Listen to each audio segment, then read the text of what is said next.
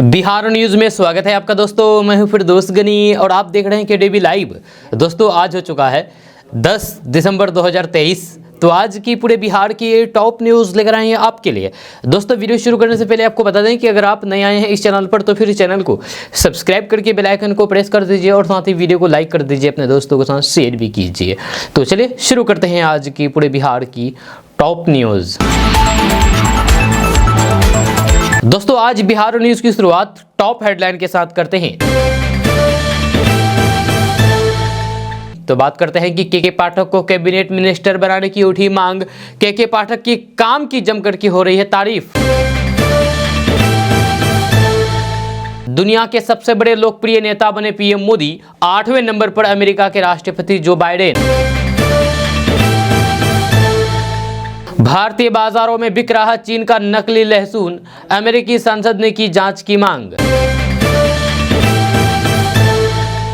लालू जी कितने अच्छे बाप हैं, प्रशांत किशोर ने कह डाली तेजस्वी यादव को चुभने वाली बात। बिहार के पूर्णिया में साइबर धोखाधड़ी का खुलासा, आरोपियों का पाकिस्तान से है कनेक्शन। गोपालगंज में प्रिंसिपल की विदाई में फूट फूट करके रोने लगी छात्राएं, 12 लड़कियां हुई बेहोश।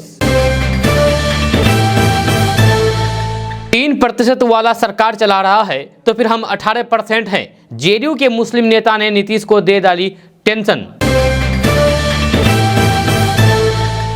बिहार में दलित युवक को मंदिर में घुसने से रोका, मारपीट भी की, जांच हो गई शुरू। अगर ज्यादा बिजली बिल आने से आप भी हैं परेशान तो अपना ये खास टिप्स, आधा हो जाएगा बिजली बिल। नीतीश की नजर यूपी पर, बिहार मॉडल पेश करके वोटर्स को लुभाने की है तैयारी। जनता तय करेगी किशनगंज से कौन सी पार्टी लड़ेगी लोकसभा चुनाव। जेडीयू नेता बोले गलत टिकट वितरण की वजह से 3 राज्यों में चुनाव हारी कांग्रेस। नौकरी करने विदेश जाना होगा आसान, अब नीतीश सरकार कंपनियों से करेगी करार, मिलेगी ये सुविधाएं। देश जीतने निकलेंगे नीतीश, पहले यूपी फिर झारखंड में रैली, रथ पर किन साथियों को करेंगे सवार। 4 महीने बाद माउंट एवरेस्ट फतह करेगी बिहार की बेटी, सुविधाओं के घोर अभाव के बावजूद कामयाबी पर पूरा भरोसा। प्रशांत किशोर ने मुख्यमंत्री पर कसा तंज, कहा नीतीश कुमार को उनके अहंकार ने डुबो दिया। बिना चीरा लगाए निकाल दी 8 सालों से फंसी गोली, बिहार के इस अस्पताल के डॉक्टरों ने कर दिया है कमाल। दोस्तों अब बात करेंगे विस्तार से। तो बात करते हैं कि बिहार के पूर्णिया जिले में साइबर धोखाधड़ी के एक मामले में 3 लोगों को गिरफ्तार किया है। जहां शुरुआती जांच में पता चला है कि आरोपियों के पाकिस्तान के अकाउंट से संबंध है। जहां भारत में पैसा भेजने के लिए उनके पाकिस्तानी अकाउंट द्वारा नेपाल मार्ग का उपयोग किया जाता है। जब पुलिस ने शुक्रवार को यह जानकारी दी है, जब पुलिस अधीक्षक आमिर जावेद ने कहा है कि ये गिरफ्तारियां साइबर धोखाधड़ी मामले की जाँच के दौरान जलालगढ़ इलाके से की गई है। उन्होंने बताया है कि गिरफ्तार किए गए लोगों की पहचान अररिया जिले के रहने वाले सुशील शाहनवाज और शकीम के रूप में की गई है। एसपी ने कहा है कि शुरुआती जांच में पता चला है कि सुशील शाहनवाज और शकीम के पाकिस्तान के अकाउंट से संबंध है। जब भारत में पैसे भेजने के लिए उनके पाकिस्तानी अकाउंट द्वारा नेपाल मार्ग का उपयोग किया जाता है। पुलिस ने आरोपियों के पास से कई बैंकों के डेबिट और क्रेडिट कार्ड बरामद किए हैं। इसके अलावा आरोपियों के पास से 6 मोबाइल फोन, 96,000 रुपये की बेहिसाब नकदी और फिर 4 पहिया एक गाड़ी भी जब्त किया है। दोस्तों नकली सामान तैयार करने में महारत हासिल कर चुका चीन, क्या अब नकली लहसुन भी तैयार कर रहा है। इस पूरे मामले को लेकर के हाल ही में एक वीडियो भी वायरल हुआ था जिसमें चीन के नकली लहसुन को लेकर के खुलासा हुआ है। जी हाँ, मार्केट में बिकने वाला ये नकली लहसुन भारत के कई घरों में खाया जा रहा है। ये दिखने में बहुत ही सफ़ेद और खूबसूरत होते हैं, लेकिन ये हेल्थ के लिए जानलेवा साबित हो सकते हैं।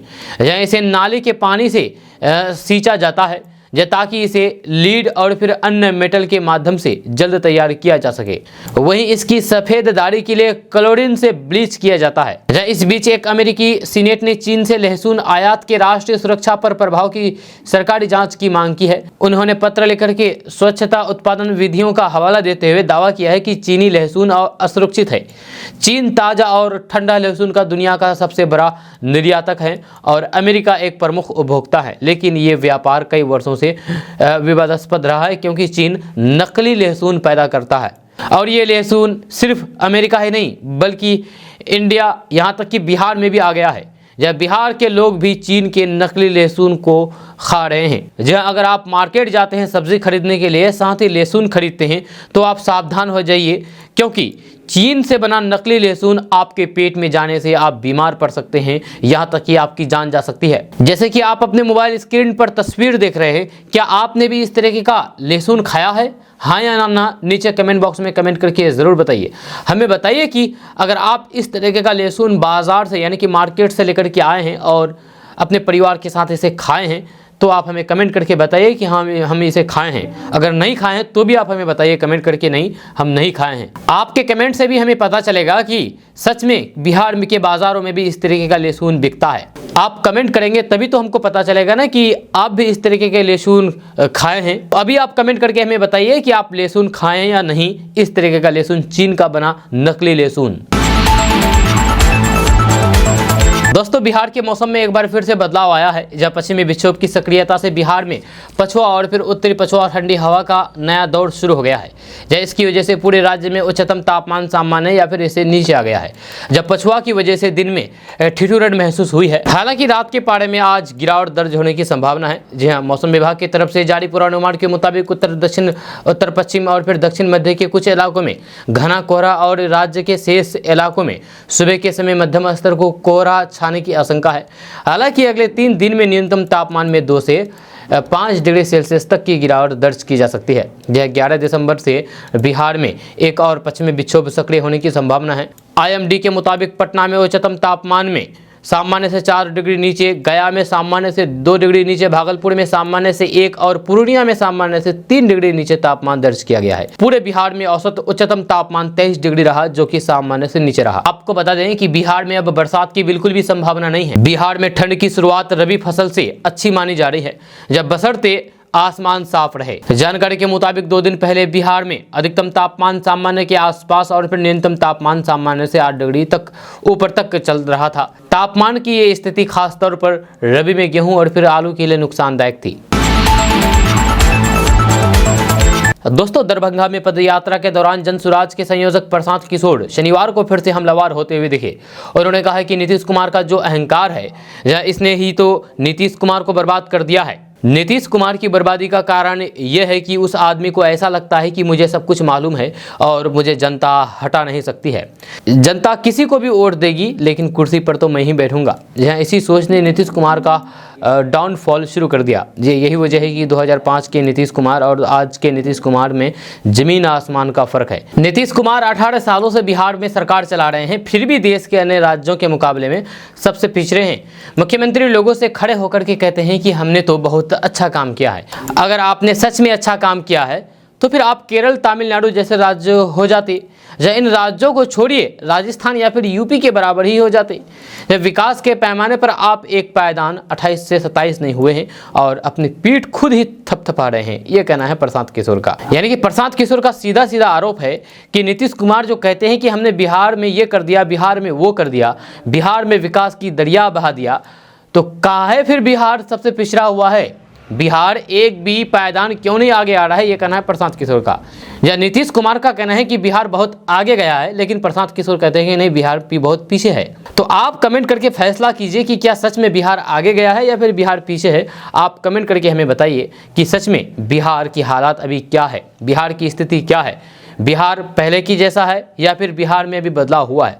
और बिहार में बदलाव यहाँ तक हुआ है कि बिहार अन्य राज्यों के मुकाबले अच्छा विकास कर रही है। ये नीतीश कुमार का कहना है कि बिहार अन्य राज्यों के मुकाबले अच्छे काम कर रहे हैं। वहीं पर प्रशांत किशोर कह रहे हैं कि बिहार में कोई भी बदलाव नहीं हुआ है, बल्कि पहले से और ज़्यादा बिहार गरीब राज्य हो गया है। जब बिहार में किसी तरीके का कोई बदलाव नहीं है, पहले भी गरीबी थी, आज भी गरीबी है, पहले भी पलायन था, आज भी पलायन हो रहा है, जब पहले भी बेरोजगारी थी, आज भी बेरोजगारी है, यानी कि बिहार की हालात वैसी की वैसी है, उससे और बदतर है। यह कहना है प्रशांत किशोर का। तो आप कमेंट करके बताइए कि यहाँ प्रशांत किशोर सही है या फिर आप अपना खुद से राय दे सकते हैं कि आपका इसमें राय क्या है। नीचे कमेंट बॉक्स में कमेंट करके ज़रूर दें। आपसे राय इसलिए मांग रहे हैं क्योंकि आप भी बिहार के रहने वाले हैं और आप पूरे बिहार से अलग अलग क्षेत्र के रहने वाले हैं, तो हमें अलग अलग क्षेत्र के लोगों से जो सच्ची जानकारी मिलेगी और डेटा मिलेगा, तो हमें भी मालूम चलेगा कि बिहार की स्थिति क्या है। उसके आधार पर हम लोग भी खबर बना सकते हैं बिहार के प्रति, अपने बिहार को बदलने के लिए। तो आप नीचे कमेंट बॉक्स में कमेंट करके ज़रूर बताइए। आपका कमेंट का हम इंतज़ार करते हैं और पढ़ते भी हैं। दोस्तों, बात करेंगे कि सरकार का जोर है कि किसान खेतों में धान की फसल के अवशेष को नहीं जलाएं, यानी कि जो पुआल होता है, डंठा होता है, वो मत जलाएं।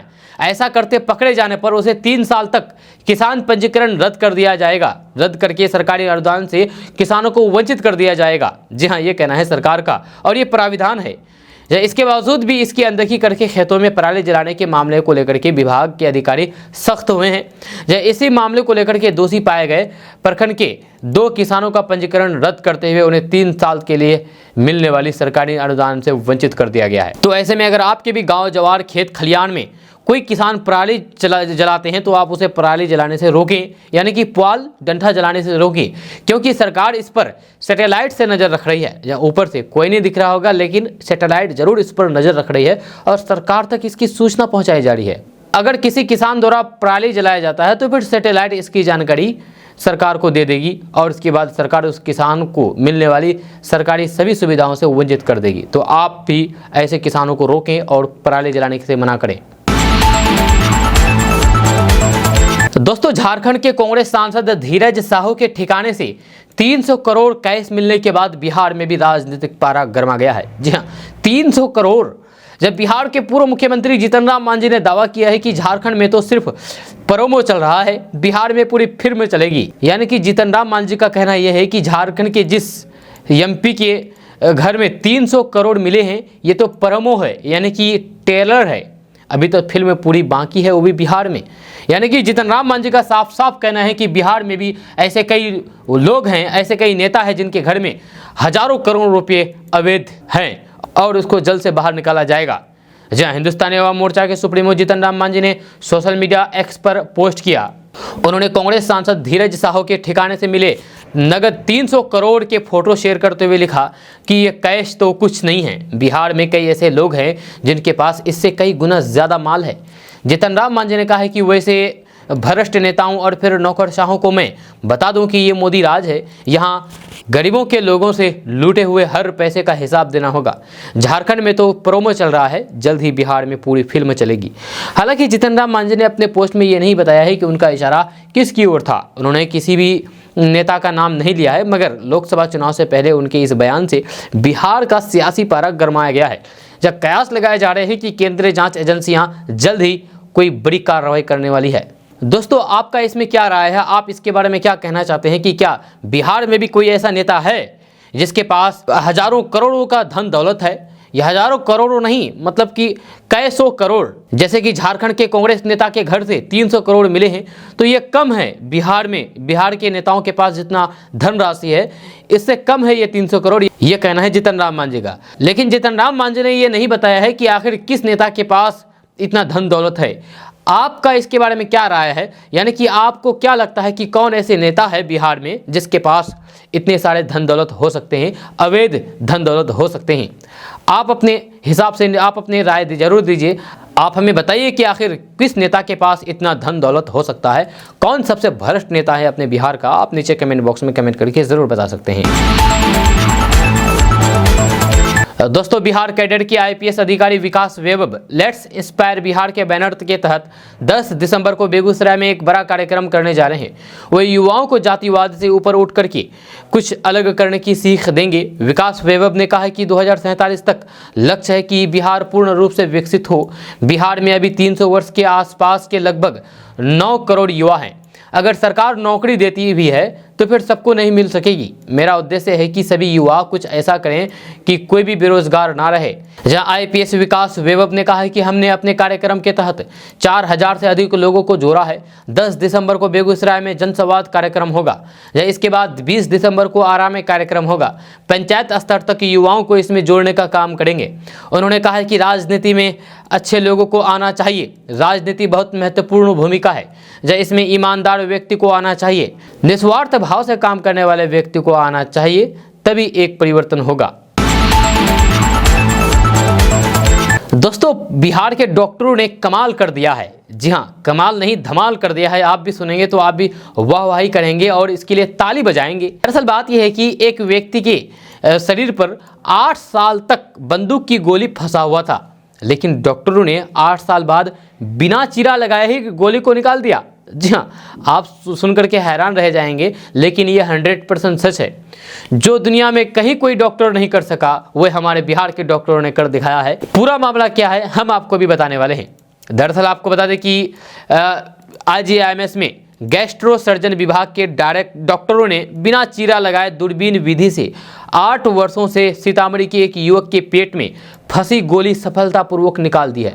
यह सर्जरी इसलिए जटिल थी क्योंकि 8 साल पहले पीएमसीएच में पेट खोलकर के गोली निकालने का प्रयास किया गया था। जहां उस समय 3 माह में उपचार से उसकी जान तो बच गई थी, लेकिन गोली फंसी की फंसी रह गई थी, यानी कि गोली को नहीं निकाला जा सका, जिससे पेट का वह हिस्सा कमजोर हो गया था। जहां गैस्ट्रो सर्जन के विभाग अध्यक्ष सह चिकित्सा अध्यक्ष डॉक्टर मनीष मंडल ने बताया है कि associate professor doctor Saket Kumar ने टीम के साथ 2.5 घंटे इस जटिल सर्जरी को पूरा किया है। जो पूर्ण स्वस्थ होने के 2 दिन बाद शुक्रवार को मरीज को घर भेज दिया गया। डॉक्टर साकेत कुमार ने बताया है कि सीतामढ़ी निवासी 35 वर्षीय महमूद रहमान गत यानी कि बीते 6 माह से पेट और फिर दाहिने पैर में दर्द और कमजोरी से परेशान थे। प्रारंभिक जांच में पता चला है कि 8 साल पहले लूटपाट के दौरान बदमाशों ने उन्हें राइफल से गोली मार दी थी। वह मालाशय की दाहिनी ओर फंसी हुई थी। जब वही गोली मालाशय के पास बहुत गहराई में होने के कारण पेल्विक नसों को दबा रही थी। जी हाँ, पूर्व की सर्जरी को देखते हुए बिना चीरा लगाए 4 छोटे छेद करके ऑपरेशन किया गया। डॉक्टर मनीष मंडल ने बताया है कि आईजीआईएमएस में हर तरह की सर्जरी लेप्रोस्कोपिक विधि से बहुत ही सस्ते शुल्क में की जा रही है। निदेशक डॉक्टर बिंदे कुमार ने सफल सर्जरी के लिए पूरी टीम को बधाई दी है। उन्होंने कहा है कि ऐसी एडवांस और फिर जटिल सर्जरी के लिए हर प्रकार के संसाधन उपलब्ध कराए जाएंगे। दोस्तों, किशनगंज में आगामी लोकसभा यानी कि आने वाले लोकसभा चुनाव को लेकर के राजनीतिक सरगर्मी तेज हो गई है। जब लोकसभा टिकट को लेकर के किशनगंज में कांग्रेस और जेडीयू के नेताओं के बीच बयानबाजी शुरू हो गई है। इसी क्रम में जदयू के प्रदेश उपाध्यक्ष मास्टर मुजाहिद आलम का बड़ा बयान सामने आया है। दरअसल ठाकुरगंज विधानसभा क्षेत्र की पोवाखाली नगर अंतर्गत स्थित जमाबंदी चौक में आगामी 10 दिसंबर को आयोजित होने वाली जननायक कर्पूरी चर्चा की तैयारियों का जायजा लेने एवं पार्टी पदाधिकारियों के साथ बैठक के उद्देश्य से जदयू के प्रदेश उपाध्यक्ष सह पूर्व विधायक मास्टर मुजाहिद आलम पोवाखाली पहुंचे थे। मास्टर मुजाहिद आलम से सवाल किया गया कि क्या कांग्रेस और जेडीयू महागठबंधन का हिस्सा रहते हुए भी आपस में 2020 मैच खेलेगी। तो इस सवाल पर जेडीयू के प्रदेश उपाध्यक्ष मास्टर मुजाहिद आलम ने कहा है कि ये किशनगंज की जनता तय करेगी और सर्वे से क्लियर हो जाएगा कि किस पार्टी को लोग कहां से चुनाव लड़ाना चाहती है। मास्टर मुजाहिद आलम ने तीनों राज्यों में कांग्रेस की करारी हार का कारण टिकट वितरण सही से न करने को बताया है। साथ ही पीएम मोदी पर भी जातीय जनगणना को लेकर के टिप्पणी की है। दोस्तों, अररिया के फॉरबिसगंज प्रखंड क्षेत्र के डुमरिया गांव वार्ड नंबर 10 में एक बुजुर्ग व्यक्ति ने पत्नी से पैसे को लेकर के हुए विवाद में घर में रखी कीटनाशक दवा खा करके जान देने की कोशिश की। जब बुजुर्ग व्यक्ति के दवा खाने के बाद उनकी तबीयत अचानक से बिगड़ गई, उल्टी की और फिर जी मचलाने लगा। जहां स्थानीय लोगों और फिर परिवार वालों द्वारा आनंद फानन में बुजुर्ग को अनुमंडलीय अस्पताल फॉरबिसगंज में भर्ती कराया गया। जहां चिकित्सक ने यानी कि डॉक्टरों ने बुजुर्ग व्यक्ति का प्राथमिक उपचार करके बेहतर इलाज के लिए सदर अस्पताल रेफर कर दिया। सदर अस्पताल में ड्यूटी पर तैनात डॉक्टरों की देखरेख में बुजुर्ग व्यक्ति का इलाज किया जा रहा है। बुजुर्ग व्यक्ति फॉरबिसगंज प्रखंड क्षेत्र के डुमरिया वार्ड संख्या 10 निवासी स्वर्गीय झगरू सिंह के पुत्र रामवीर सिंह हैं।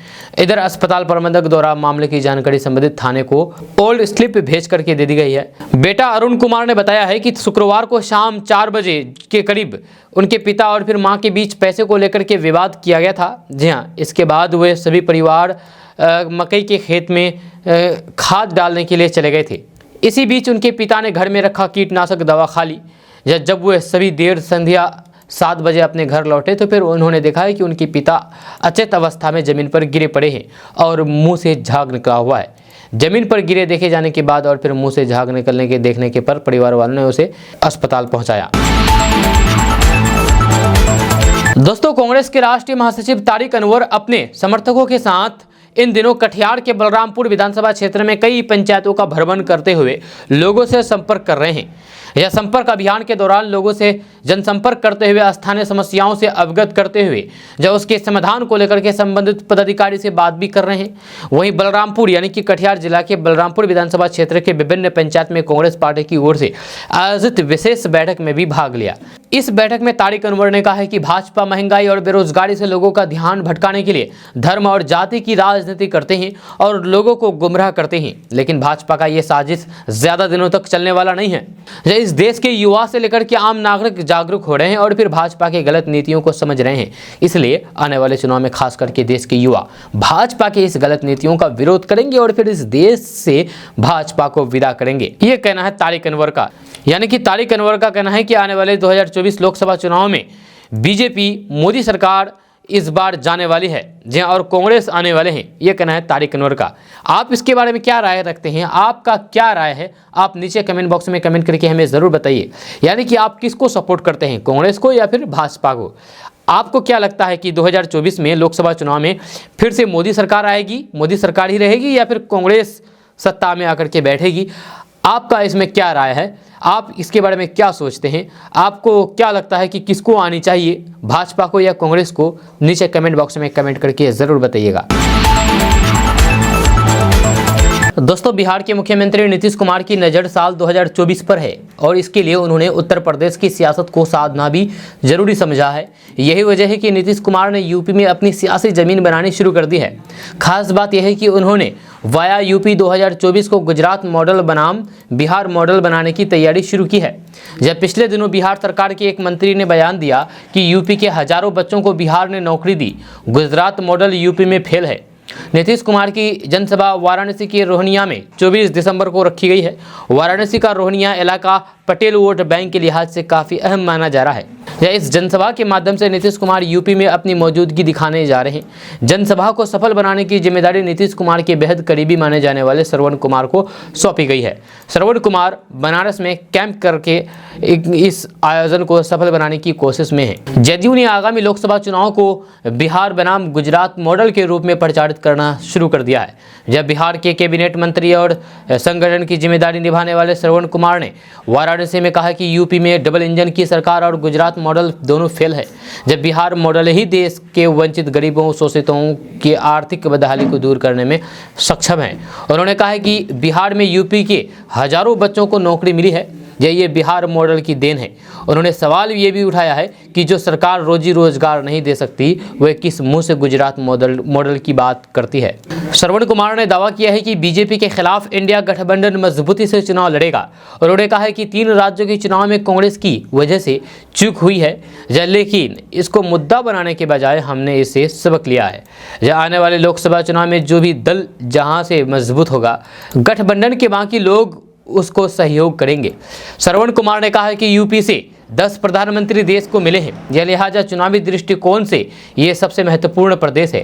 उन्होंने कहा है कि विपक्षी दल पीएम मोदी को बनारस में ही घेरने की रणनीति पर काम कर रहे हैं और फिर इसकी शुरुआत जेडीयू की ओर से होने जा रही है।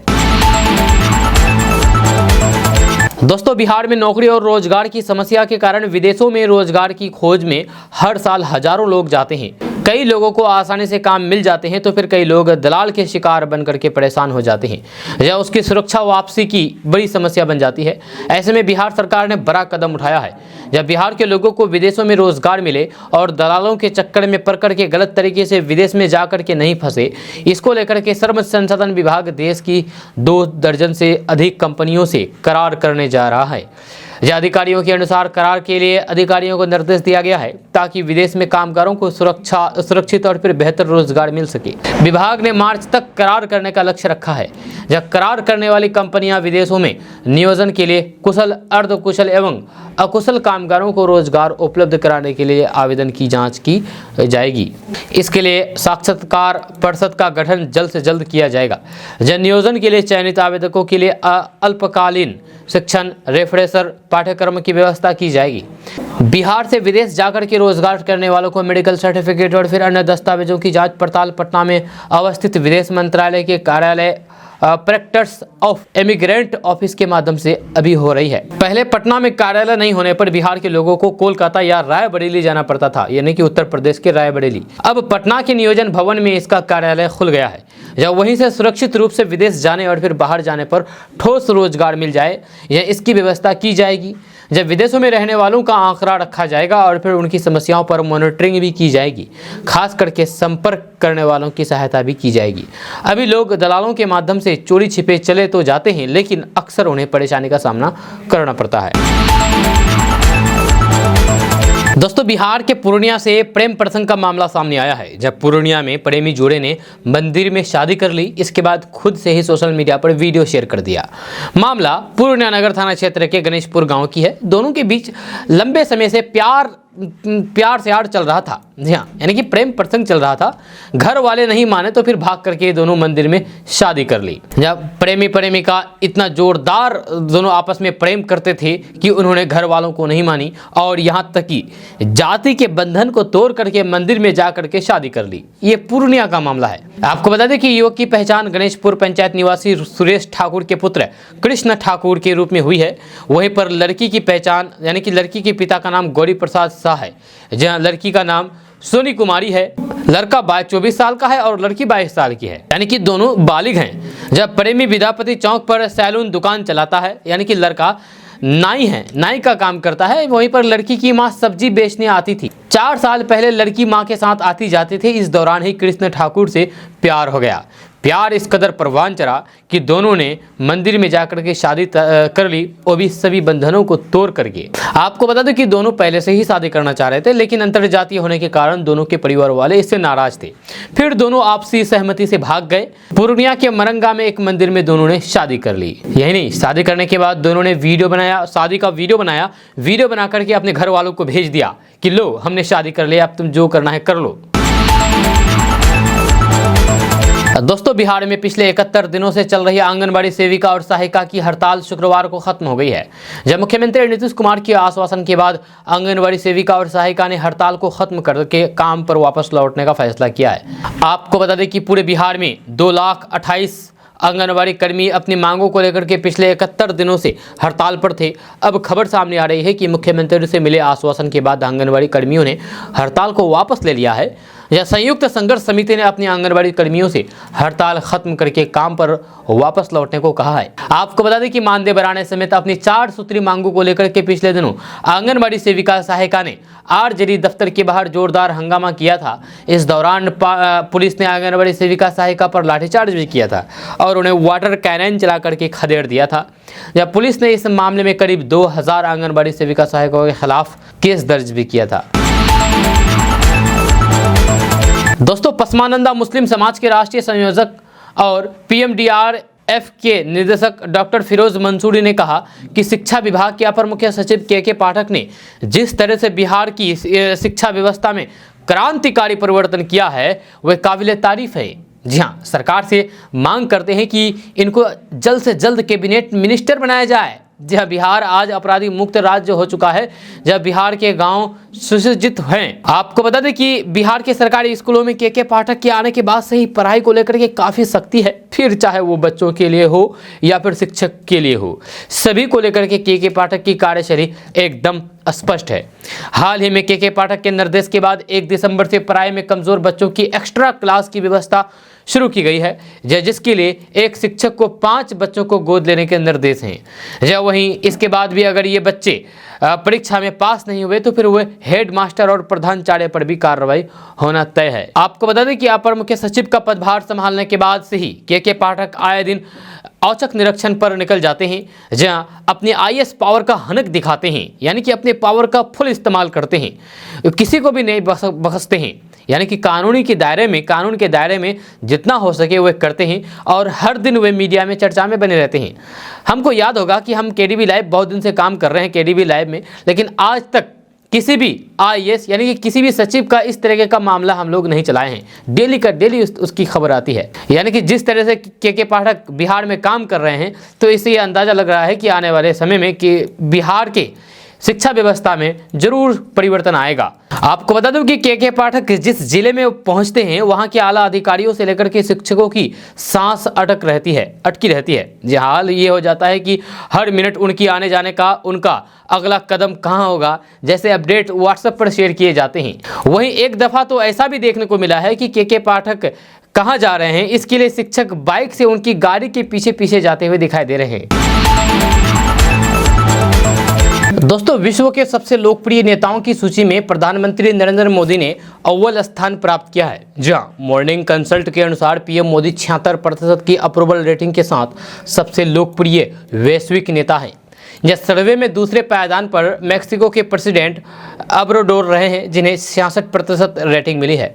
अमेरिकी राष्ट्रपति जो बाइडेन 37% अप्रूवल रेटिंग के साथ 8वें पायदान पर है, जबकि इसी सर्वे में इटली के पीएम जॉर्जिया मेलोनी 41% रेटिंग के साथ 6ठे पायदान पर हैं। आपको बता दें कि मॉर्निंग कंसल्ट ने ही इसी साल सितंबर में पीएम मोदी को विश्व स्तर पर सबसे अधिक विश्वसनीय नेता बताया था। जहां मॉर्निंग कंसल्ट की ओर से हुए इस सर्वे में सामने आया था कि 76% लोगों ने पीएम मोदी के नेतृत्व को मंजूरी दी है।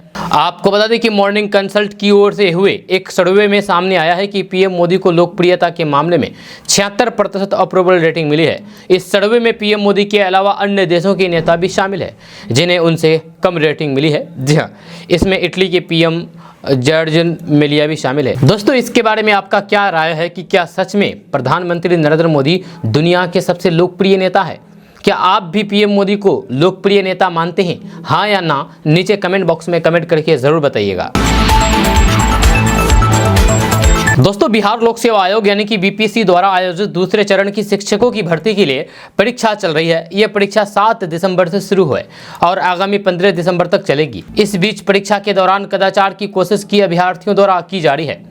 कई मुन्ना भाई भी इस परीक्षा में शामिल हो रहे हैं जो दूसरे की जगह परीक्षा देने के लिए पहुंच रहे हैं, पर बीपीएससी की सतर्कता की वजह से वे पकड़े भी जा रहे हैं। इसी कड़ी में परीक्षा के दूसरे दिन कुल 4 मुन्ना भाई को पकड़ा गया है, जहां इन्हें परीक्षा से बाहर करने के साथ ही इनके खिलाफ कानूनी कार्रवाई भी की जा रही है। दोस्तों, तेलंगाना के नवनिर्वाचित मुख्यमंत्री रेवंत रेड्डी के बिहारी डीएनए वाले बयान पर सियासी पारा चढ़ चुका है। बिहार में भी सियासत तेज हो चुकी है। इसी क्रम में सियासी गलियारों में ये चर्चा तेज हो गई है कि महागठबंधन के नेताओं को बिहारियों का अपमान सुनाई दिखाई क्यों नहीं देता है। दरअसल तेलंगाना के नवनिर्वाचित मुख्यमंत्री रेवंत रेड्डी ने मीडिया से मुखातिब होते हुए कथित तौर पर कहा था कि तेलंगाना के पहले सीएम के चंद्रशेखर राव के पास का बिहारी डीएनए है, जिसमें जाहिर होता है कि केसीआर के मुकाबले राज्य के लिए बेहतर विकल्प है। रेवंत रेड्डी ने कहा था कि मेरा डीएनए तेलंगाना का है, जब केसीआर का डीएनए बिहार का है, जब वे बिहार के रहने वाले हैं।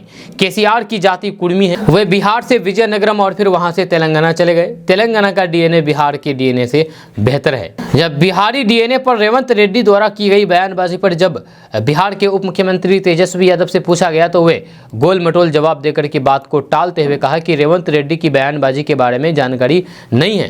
तेजस्वी यादव ने कहा है कि मैंने उनकी यानी कि रेवंत रेड्डी की बयान नहीं सुनी है। वैसे मुद्दे पर प्रतिक्रिया देना ठीक नहीं है जो मैंने अपने कानों से नहीं सुना है या फिर अपनी आंखों से नहीं देखा है, ये कहना है तेजस्वी यादव का। यानी कि तेजस्वी यादव सीधे सीधे इस मुद्दे से पल्ला झाड़ते हुए नजर आए।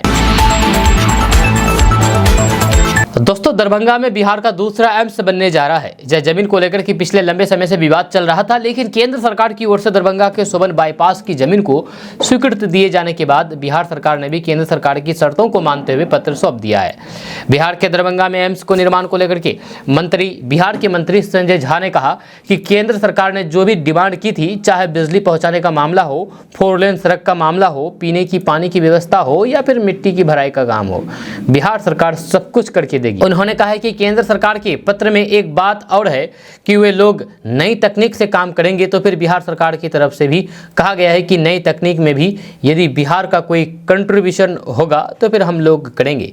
जहाँ बेसिक बात यह है कि सोबन में अब बिहार का दूसरा एम्स बनेगा और उनकी तरफ से जो भी डिमांड की गई है बिहार सरकार वह सब कुछ करके देगी। जब बिहार सरकार मिट्टी भराई पर 309 करोड़ की राशि खर्च करेगी, इसके अलावा 4 लेन सड़क भी बना करके जल्द से जल्द देगी। दरभंगा एम्स 750 बेड का अस्पताल होगा और इस पर केंद्र सरकार 1361 करोड़ रुपए खर्च करेगी। ये कहना है मंत्री संजय झा का, जो कि बिहार के मंत्री हैं। तो दोस्तों, जनसुराज के सूत्रधार प्रशांत किशोर ने एक बार फिर से पूर्व मुख्यमंत्री एवं आरजेडी सुप्रीमो लालू प्रसाद यादव पर निशाना साधा है। प्रशांत किशोर ने लालू प्रसाद यादव पर तंज कसते हुए ये भी कह दिया है कि वे सबसे अच्छे बाप हैं। जी हाँ, उनका बेटा 9वीं पास नहीं है और उसे मुख्यमंत्री बनाने की चिंता उनको है। आप भी उनका झंडा लेकर के चल रहे हैं। प्रशांत किशोर ने कहा है कि अपनी तुलना जरा लालू जी से करके देखिए। लालू जी कितने अच्छे बाप हैं, उनको अपने बच्चे की चिंता है। बच्चा 9वीं नहीं पास की है, लेकिन लालू जी को चिंता है कि हमारा लड़का मुख्यमंत्री बने। प्रशांत किशोर ने कहा है कि आपका बच्चा मैट्रिक पास कर गया, बीए कर लिए, एमए कर लिया, उसको चपरासी की नौकरी नहीं है, लेकिन आपको उसकी कोई चिंता नहीं है। जब आप तो लालू जी का झंडा लेकर के घूम रहे हैं, कोई मोदी जी को प्रधानमंत्री बनाने में लगा है, तो कोई राहुल गांधी को प्रधानमंत्री बनाने में लगा है, तो कोई तेजस्वी यादव को मुख्यमंत्री बनाने में लगा है, लेकिन अपने बच्चों के पास चपरासी की नौकरी नहीं है। आपको पास लालू का लड़का मुख्यमंत्री कैसे बनेगा, इसकी चिंता है। इसकी चिंता में आप लगे हुए हैं, लेकिन आपका बेटा चपरासी भी नहीं बने, ये कितनी शर्म की बात है। आप इसके बारे में कोई चिंता नहीं कर रहे हैं। इसमें आप नहीं भोगेगा और आपका बच्चा नहीं भोगेगा, तो फिर कौन भोगेगा, ये कहना है प्रशांत किशोर का। दोस्तों, आपको क्या लगता है कि बिहार की बदहाली, यानी कि बिहार के लोगों की बदहाली का असल जिम्मेदार कौन है? खुद हम लोग हैं, यानी कि आम लोग हैं, या फिर हमारे यहाँ के नेता है? यानी कि प्रशांत किशोर का कहना है कि बिहार के लोगों की बदहाली वे खुद हैं, क्योंकि उनको खुद ही अपने की चिंता नहीं है और दूसरे की चिंता करते हैं। वे राहुल गांधी की चिंता करते हैं, मोदी की चिंता करते हैं, तेजस्वी यादव की चिंता करते हैं कि ये लोग कैसे प्रधानमंत्री मुख्यमंत्री बने, लेकिन अपने औलाद की चिंता नहीं करते हैं, अपने बेटे की चिंता नहीं करते हैं कि उनका बेटा चपरासी भी ना बने, उनका बेटा छोटा मोटा रोजगार भी ना करे। आप दूसरे को मुख्यमंत्री और प्रधानमंत्री बनाने के लिए उनका झंडा लेकर के चल रहे हैं, लेकिन अपने बच्चे के भविष्य को लेकर के आपको कोई भी चिंता नहीं है। ये कहना है प्रशांत किशोर का।